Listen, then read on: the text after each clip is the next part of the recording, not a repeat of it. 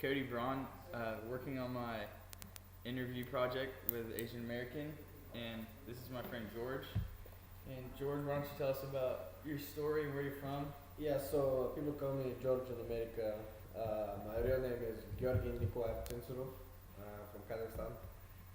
Uh, I moved here with my family when I was 8 years old, back in the year 2000. Born in 1992, moved straight to Atlanta, Georgia, and I've lived in Atlanta for the past 12 years of my life. So, yeah, Okay. what you got for me today? What are some of the push and pull factors of why you immigrated from Kazakhstan, and why specifically America? Okay, so push and pull factors. Yeah, so communism fell in 1991. I was born in 1992. A big push factor was there was a lot of just murder, a lot of people killing each other for property. Um, it was just very bad to live in. Education was going down. You know, you could see it. Um, I could foresee that everything was going to get pretty bad. Um, so my father decided that it wasn't good for me to grow up in Kazakhstan. So then the pull factor came in of America being um, land of the free, land of the opportunity.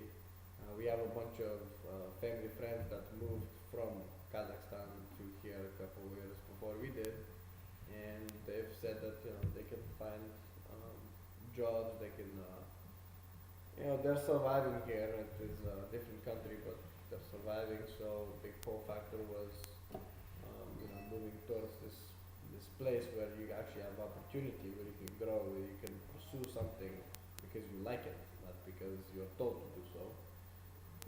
So all those things combined caused us to move to America. Okay. So growing up in America, in the typical American school system, what do you think? Did you have to deal with some stereotypes or some racism at all, or was that a factor? Yeah, definitely a factor. Accent. Well, because you didn't know anything in the first place when you first moved to America, it's very hard. You get picked on all the time.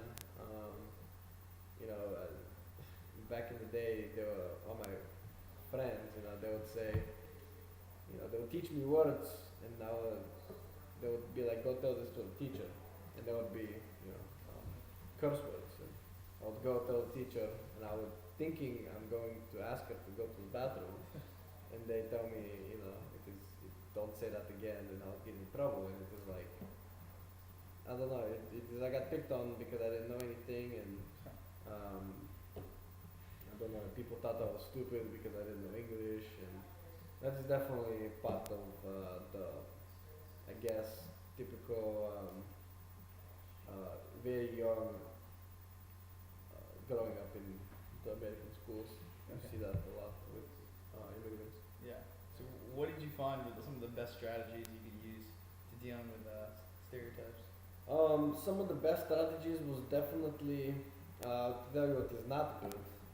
It was not good fighting back, saying, "Oh, that's not me. I'm smart. I'm not dumb. I know what I'm talking about." And but it's definitely not the way to go because people with racism, people with stereotypes, they feed off that. They like it, and so they do more. So I guess I eventually learned to just kind of take it and just um, I don't know, just study. Study what is actually being taught and try to understand the English language and cope with knowledge and not so much of the relationships with people, which is definitely very hard at a young age.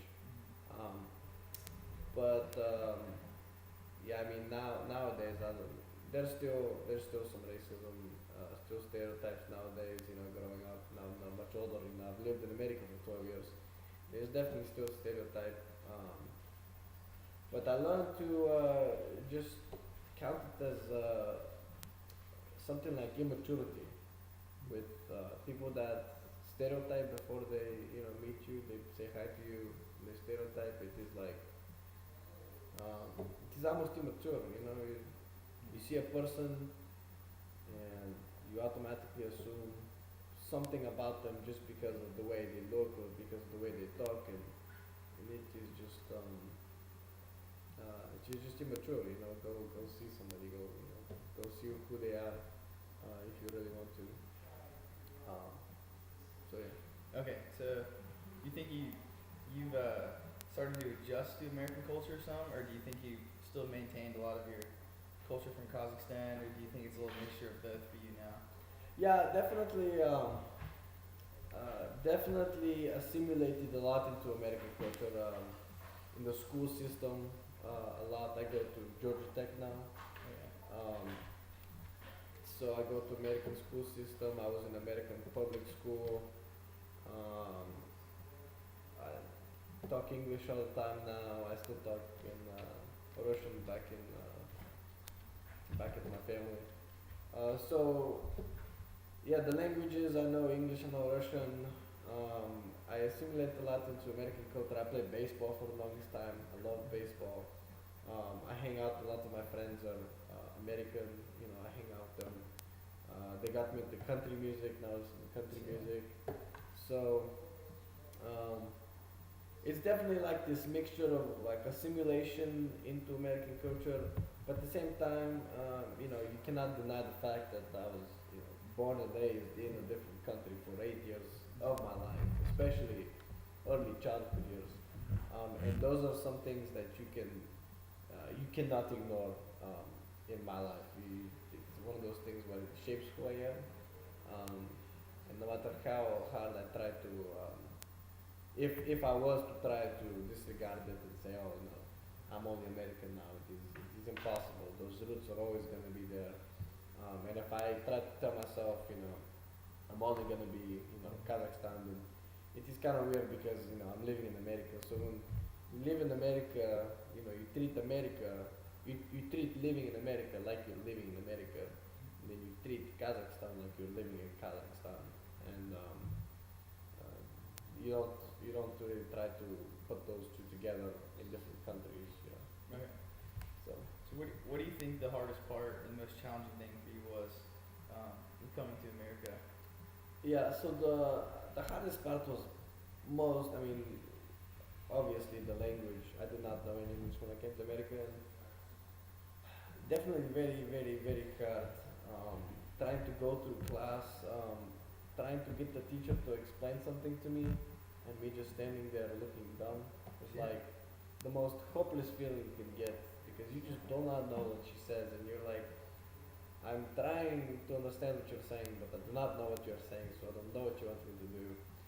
And it's kind of just it is interesting because um, I learned the language quite fast actually. I won second place in school spelling bee by fourth grade, so 2 years in America. So it's definitely I picked it up pretty fast, but still to this day, language barrier is very prominent in my life. I write essays a lot of times, and my teacher always puts in little notes that say awkward. Yeah. Why are you putting this here? Why are you doing this like this? So definitely because I was not born in America and because I did not know English at a young age in my baby years, then it is kind of hard to naturally speak it. And I would definitely say that even to this day, language is one of the hardest things to that is still a problem.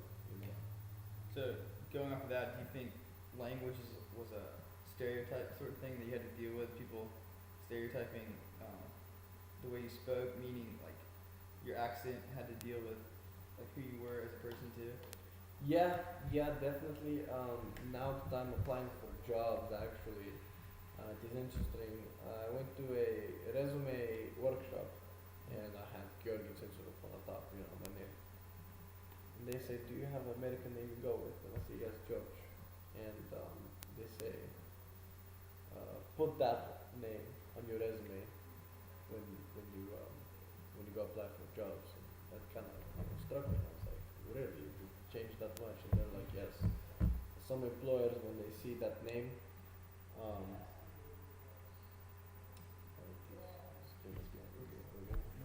um, some employers when they see the name Georgi, they kind of turn it away and they say, oh, he's foreign, he's, whatever. It is definitely I see with my parents.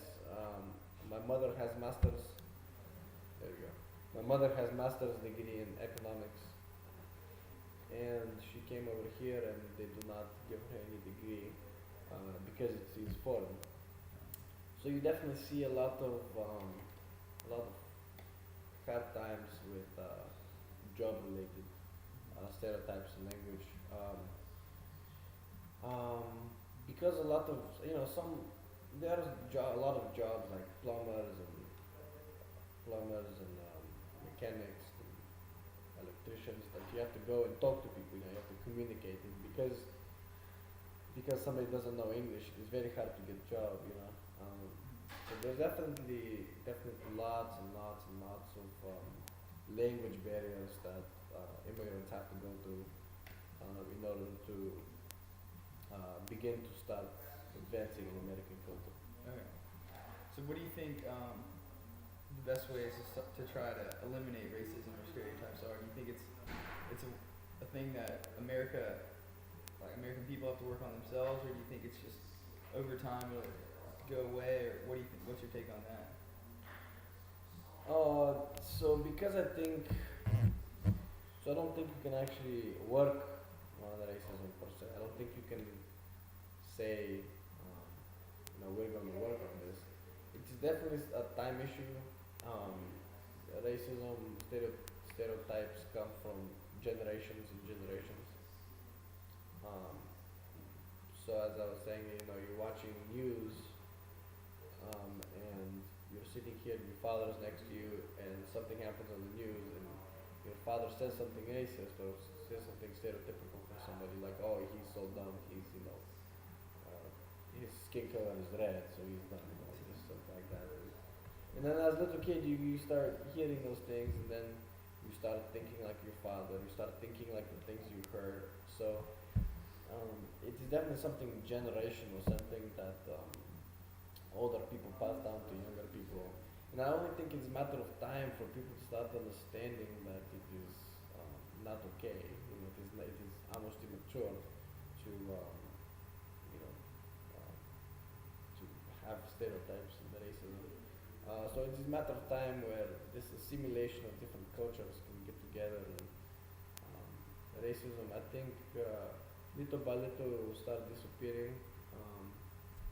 But like I said, it is nothing like we can actually work on. I do think that leadership in schools, teachers can talk about it. There can be awareness about it. But ultimately, it is from the parents, and then when the children grow up, they're going to be parents, so them parenting also, and I think it is a long process for it to be totally eliminated. So I think that's going to get fixed. So do you think that when you immigrated here, do you think that it was realistic to say that you and your family could have an impact on American culture as much as it had an impact on you? Can you repeat the question? Do you think that, like, coming to America with your family, do you think that you guys could have an impact on the American culture and the people around you as much as the American culture has had an impact on you? Yeah, so definitely, I think immigrants have a lot of input on American culture, because American culture is the fact that it's so diverse. My father, a couple years ago, opened up a restaurant, ethnic restaurant, and a lot of American people liked it. Liked the diversity, liked the food that we sell. Very interested people. You present your culture that way, and it is kind of interesting how that happens. And definitely in the workforce, a lot of immigrants move over here and they start getting onto manual labor. The men take the manual labor, and a lot of the women do like house cleaning and watching little kids and daycares. So you see a lot of a lot of jobs being filled that just no one would just want to go do them, you know. Just because they're available, a lot of immigrants that's what they start. Um, so you see a lot of the job force with plumbers, mechanics, all the other manual labor type of people. That they are immigrants because that is available for them.